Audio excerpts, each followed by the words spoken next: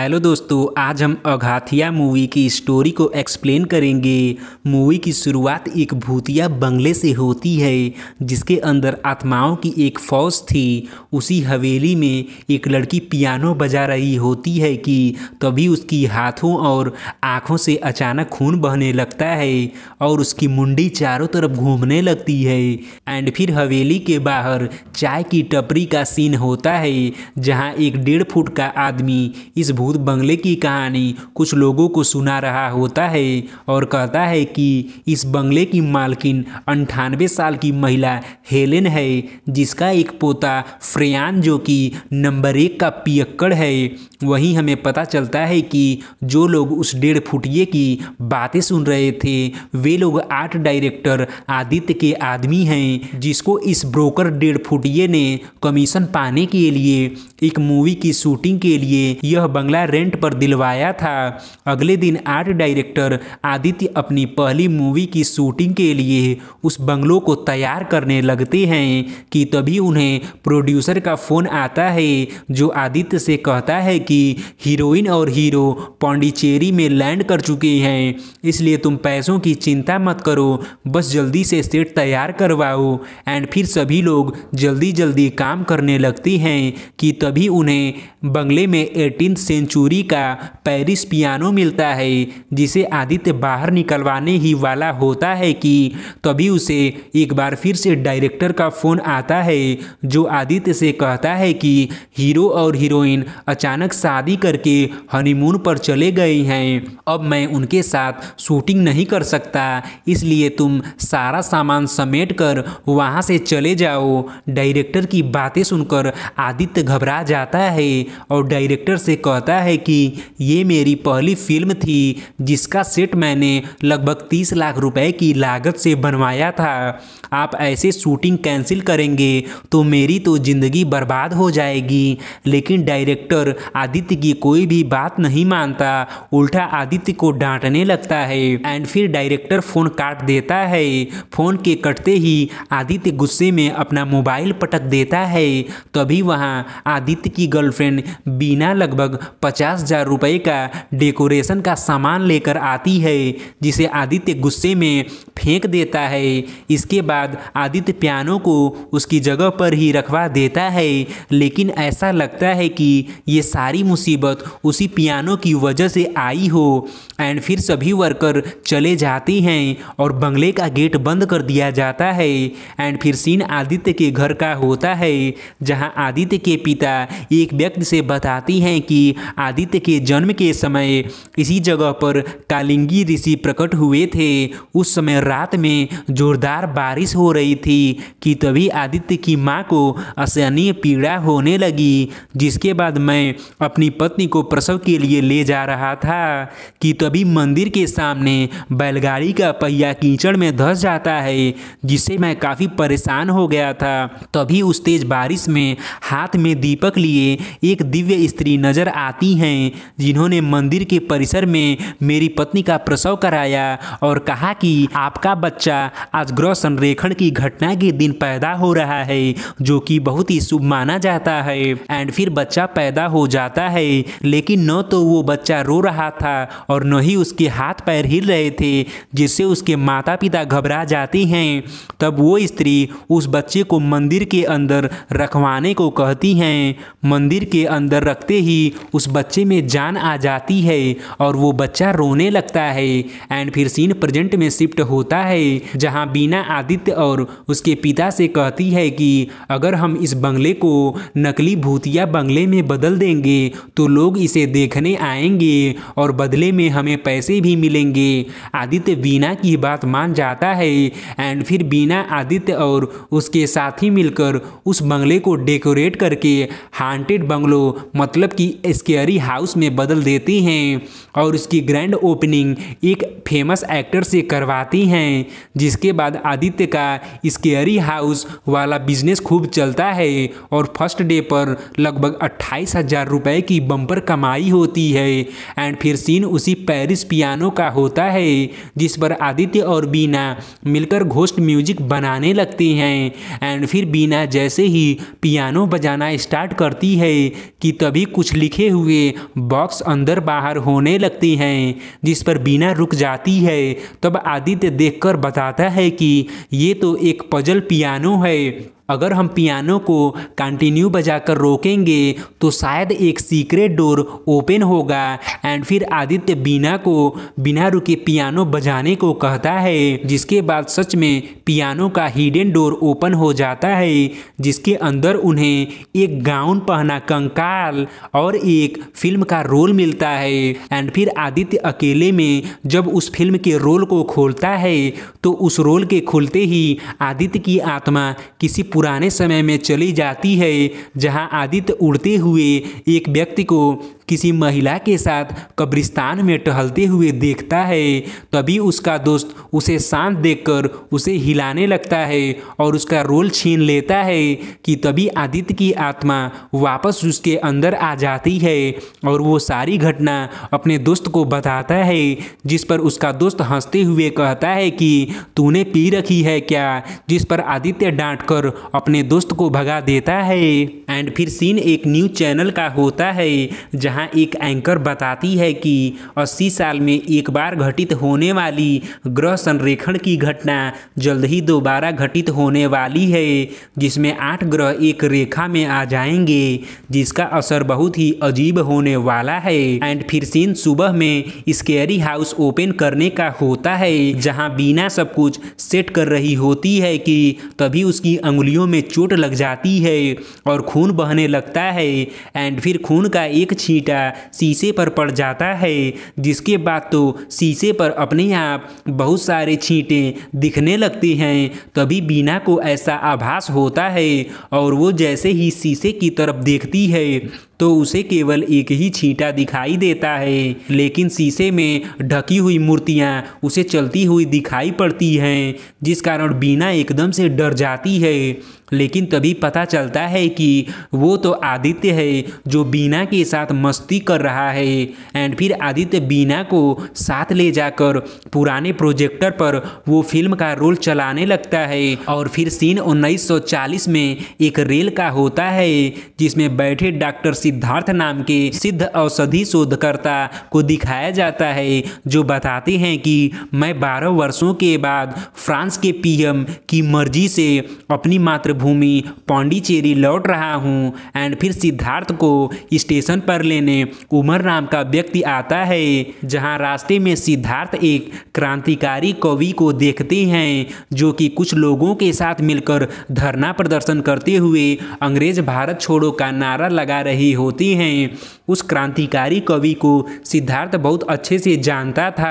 रास्ते में सिद्धार्थ देखता है कि चाहे रोड हो या स्टैचू, हर जगह एडविन डुप्लेक्स का नाम लिखा हुआ है। ऐसा देखकर सिद्धार्थ उमर से इसके बारे में पूछता है, जिस पर उमर बताता है कि हम भी एडविन डुप्लेक्स के पैलेस पर उससे मिलने ही जा रहे हैं। एंड फिर सीन पास्ट में भारत के पहले गवर्नर रॉबर्ट क्लाइव का होता है, जिसके शासन के दौरान एडविन डुप्लेक्स यहाँ का राजा था, जो काले व्यक्तियों से बहुत नफरत करता था और लोगों पर खूब अत्याचार करते हुए उनकी पीठ पर खंजर से चित्रकारी करता था, मानो कि वो इंसान के रूप में एक राक्षस हो। उसने अपने शौक के लिए सभी जगहों पर अपना नाम लिखवाया था। एंड फिर सीन प्रेजेंट में सिद्धार्थ एडविन पैलेस पर पहुंच जाता है, जहां एडविन और सिद्धार्थ का आमना सामना होता है। एंड फिर सिद्धार्थ हाथ मिलाने के लिए आगे बढ़ाता है, लेकिन एडविन सिद्धार्थ से हाथ न मिलाकर उसे नीचा दिखाता है। और फिर सीन एडविन की बहन और पैलेस की राजकुमारी जैकलीन का होता है, जिनका आज बर्थडे था, जिनके बारे में उमर सिद्धार्थ से बताता है कि इनकी 16 वर्ष की उम्र में ही एक्सीडेंट हो गया था, जिसके बाद इनका हाथ और पैर पैरालाइज हो गया है। बहुत सारे डॉक्टरों ने इनका इलाज किया था, लेकिन फिर भी ये ठीक नहीं हुई, जिसके बाद सिद्धार्थ एडविन से डील करता है कि मैं अपनी सिद्धि से 48 दिनों के अंदर आपकी बहन को ठीक कर दूंगा। बदले में आप लोगों की पीठ पर चित्रकारी करना बंद कर देंगे और कागज पर चित्र बनाएंगे। एडविन सिद्धार्थ की बात मान जाता है एंड फिर केक कटने के बाद सीन खाने की टेबल का होता है, जहां नौकरानियां जैकलीन को चम्मच से केक खिला रही होती हैं कि तभी सिद्धार्थ जैकलीन को डांटते हुए अपने हाथ से केक खाने को कहता है, जिस पर वहां उपस्थित सभी लोगों के साथ जैकलीन और एडविन भी गुस्सा हो जाते हैं। लेकिन जैकलीन अपना इसे इंसल्ट समझते हुए गुस्से में डेयरिंग दिखाते हुए अपने हाथों से केक खा लेती है, जिस दृश्य को देखकर सभी लोग ताली बजाने लग और एडविन भी खुश हो जाता है। एंड फिर एडविन सिद्धार्थ से जैकलीन को ट्रेनिंग देने के लिए परमिशन देता है। एंड फिर अगले दिन सुबह से ही सिद्धार्थ जैकलीन को ट्रेनिंग देने लगता है। पहले तो जैकलीन सिद्धार्थ पर खूब गुस्सा होती है, लेकिन धीरे धीरे उसके स्वास्थ्य में सुधार होने लगता है। एंड फिर एक दिन अपने पैरों पर खड़े होने की खुशी में जैकलीन सिद्धार्थ की बाहों में गिर जाती है, जिस दृश्य को देखकर एडविन गुस्से में गोली चला देता है। एंड फिर वो फिल्म का रोल खत्म हो जाता है और सीन प्रेजेंट में आदित्य और बीना का होता है, जो आगे की घटना जानने के लिए परेशान थे। अगले दिन फिर से स्केरी हाउस ओपन होता है, जहां एक गर्लफ्रेंड और बॉयफ्रेंड भी देखने के लिए आते हैं, जो अंदर हाउस में एक पिरामिड के अंदर घुस जाती हैं कि तभी उस लड़के की गर्लफ्रेंड चिल्लाने लगती है और बाहर निकलकर बताती है कि इस पिरामिड के अंदर हम मम्मी देखने गए थे, लेकिन अचानक मेरा बॉयफ्रेंड गायब हो गया। जिसके बाद सभी लोग उस लड़के को खोजने लगते हैं, लेकिन वो लड़का कहीं भी नहीं मिलता है। एंड फिर उस लड़के के गायब होने की न्यूज मीडिया में भी वायरल हो जाती है और फिर पुलिस आदित्य के स्केरी हाउस को हमेशा के लिए बंद करवा देती है, जिस पर आदित्य बहुत ही दुखी हो जाता है। तभी सीन आदित्य के बचपन का होता है, जहां उसकी माँ उसे समझा रही होती हैं कि तुम हार मत मानो, खुद पर विश्वास रखो, तुम जो चाहोगे वो जरूर होगा। जिसके बाद आदित्य एकदम से खुश हो जाता है। जिसके बाद आदित्य स्केरी हाउस में जाता है, जहां आदित्य के सामने ऊपर से एक कुल्हाड़ी गिरती है, जिसे उठाते ही उसके नीचे एक दरवाजा खुलता है, जिसका कमरा बड़ा ही डरावना था।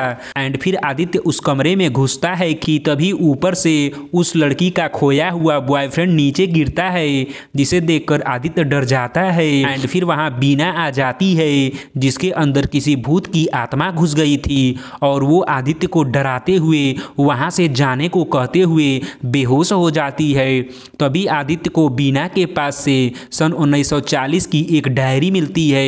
एंड फिर आदित्य उस डायरी को खोलता है, जो कि डॉक्टर सिद्धार्थ द्वारा लिखी गई थी, जिससे पता चलता है कि अब जैकलीन पूरी तरह से ठीक हो गई है। ठीक होने के बाद जैकलीन डॉक्टर सिद्धार्थ का इंटरव्यू लेती है, जहां पता चलता है कि सिद्धार्थ के पिता का नाम राव बहादुर था, जो कि सिद्ध विद्या के ज्ञाता थे और उन्होंने एक महामारी की दवा भी बना ली थी, लेकिन दुनिया को उनके ज्ञान की थोड़ी भी कद्र नहीं थी। इसलिए वे सिद्ध विद्या का अपमान होता देखकर अपना प्राण त्याग दिया। एंड फिर उनकी समाधि के सामने मैंने प्रतिज्ञा किया कि मैं सिद्ध विद्या का पूरी दुनिया में नाम रोशन करूंगा। मुझे दुनिया की हर औषधि विद्या का ज्ञान है और यहाँ मैं फ्रांस की पीएम के कहने पर जड़ी बूटियों से 228 दिनों में बोन कैंसर की दवा तैयार करने के लिए आया हूँ।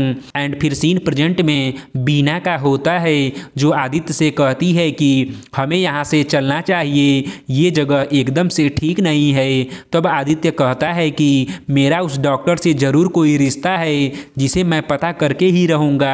और तो और मेरी माँ को भी बोन कैंसर है, अगर वो दवा मुझे मिल जाएगी तो मेरी माँ हमेशा के लिए ठीक हो जाएगी। मैं उसे ज़रूर ढूंढ कर ही रहूँगा। तभी बोन कैंसर के मेडिसिन की बात सुनकर वहाँ एडविन की आत्मा आ जाती है, जो अपने हंटर से दोनों को मारकर बंगले से बाहर फेंक देती है। एंड फिर सीन आदित्य की माँ के डॉक्टर का होता है, जो बताती हैं कि तुम्हारी माँ की हालत एकदम से खराब है। जिसके बाद आदित्य अपनी माँ की रिपोर्ट दिखाने एक सिद्ध विद्वान के पास जाता है, जो उसे सिद्ध की हुई बोन कैंसर की दवा के बारे में बताती हैं। जिसके बाद आदित्य उसका पता लगाने के लिए उस बंगले की मालकिन के बेटे से मिलने उसके बर्थडे पार्टी में जाता है, जहां वो हेलेन से मिलता है, जिसे देखकर हेलेन उसे पहचान कर चिल्लाने लगती है। तभी हेलेन का बेटा फ्रियान वहां आकर उन्हें अपने ग्रैंडपा एडविन के कुछ सामान दे देता है, जिन्हें देखकर आदित्य समझ जाता है कि जरूर उस बंगले में कुछ है। एंड फिर वो बंगले में जाकर एडविन की आत्मा को चिल्लाते हुए बुलाने लगता है कि तभी उसे वहां हेलेन दिखाई पड़ती है, जिसे एडविन की आत्मा कोड़े मार रही होती है। लेकिन आदित्य को कुछ भी समझ नहीं आ रहा था। तभी उसे फ्रियान के सामान में से एक वॉइस रिकॉर्डर मिलता है, जिसे चलाने पर पता चलता है कि डॉक्टर सिद्धार्थ हेलेन को एक दिन बता रहे थे कि उसने 51 बीमारियों को ठीक करने की जड़ी बूटियों से दवा बना ली है। तभी वहाँ एडविन आ जाता है, जो आदित्य के लैब में घास फूस जैसी जड़ी बूटियों को देखकर उसे कचड़ा कहते हुए उसकी सिद्ध विद्या की बेइज्जती करने लगता है। जिस पर आदित्य गुस्से में एडविन को वहाँ से जाने को कहता है।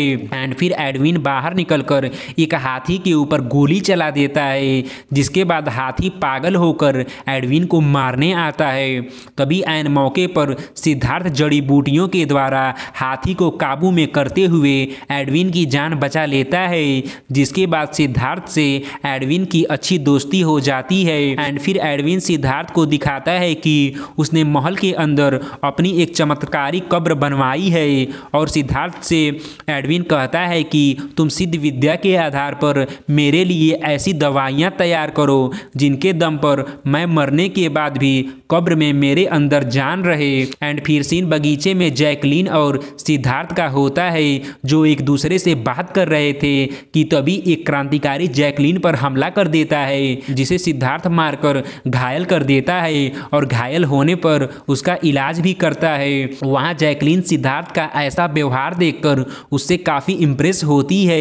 आगे सिद्धार्थ उस क्रांतिकारी से कहता है कि एक दिन हम दोनों आज़ादी की लड़ाई के लिए साथ लड़ेंगे। जिसके कुछ दिनों बाद सिद्धार्थ अपने प्यार का जैकलीन से इजहार करने के लिए उसे एक रिकॉर्डर में अपनी आवाज़ रिकॉर्ड करके सुनने को देता है कि तभी उसे कोई गोली मार देता है।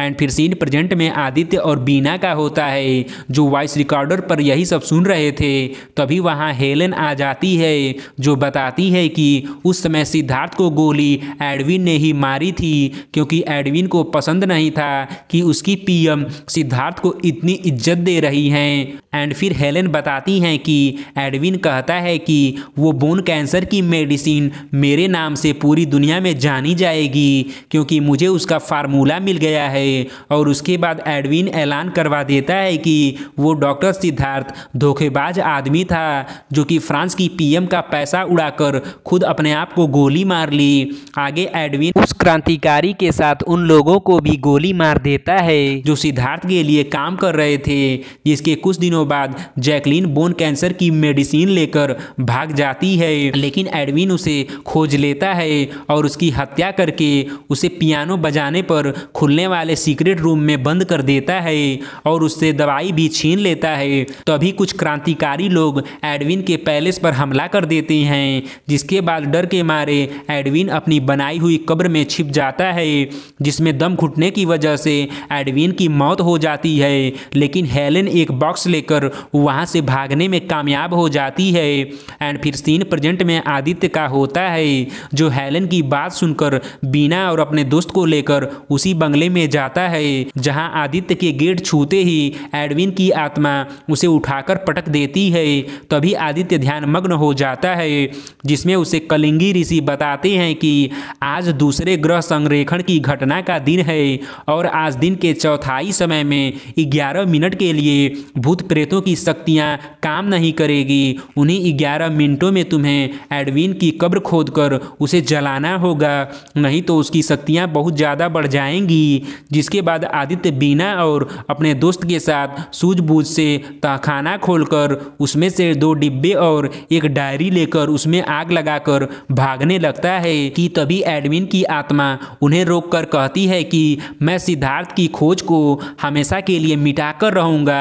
एंड फिर एडविन उनसे सब कुछ छीनकर बर्बाद करने लगता है। दूसरी तरफ उसी समय आदित्य के माता पिता कलिंगी ऋषि से अपने परिवार की रक्षा की प्रार्थना करने लगते हैं।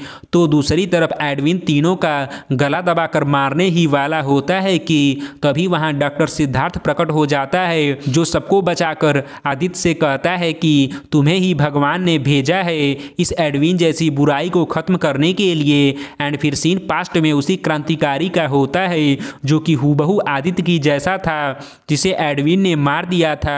एंड फिर आदित्य के अंदर उसी क्रांतिकारी की आत्मा आ जाती है, जिसके बाद वो एडविन से लड़ते हुए उसे मार देता है। एंड फिर आदित्य को डॉक्टर सिद्धार्थ की सिद्ध की हुई बुक मिल जाती है। तब सिद्धार्थ आदित्य से कहता है कि तुम्हें हमारे पूर्वजों के ज्ञान और खोज को आने वाली पीढ़ियों तक पहुंचाना होगा, यही मेरा लक्ष्य है।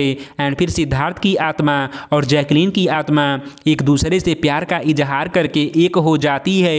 एंड फिर सीन कुछ महीने बाद का होता है, जहां आदित्य की माँ डॉक्टर सिद्धार्थ की सिद्ध की हुई औषधि से धीरे धीरे ठीक हो रही थी, जो कि एक चमत्कार की तरह था। लेकिन उनकी याददाश्त अभी तक वापस नहीं आई थी और वो आदित्य को पहचान भी नहीं रही थी। इसी के साथ ये मूवी खत्म हो जाती है। धन्यवाद।